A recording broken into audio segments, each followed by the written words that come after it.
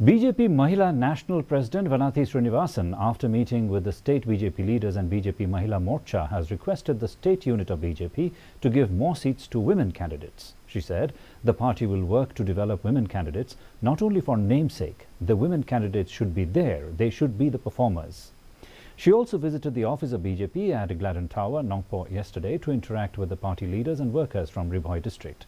While addressing the party workers, she assured that the central schemes for local farmers will be provided from the central schemes, as the BJP party is also concentrating to uplift farmers' economy through the agriculture sector.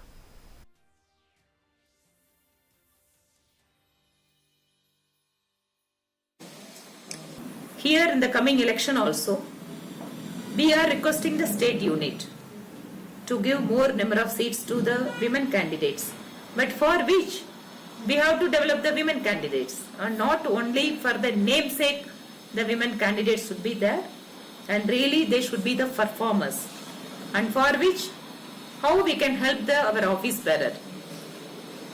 There are a lot of aspiring candidates also in Mahila Morcha team. We are helping them how to reach out to the people.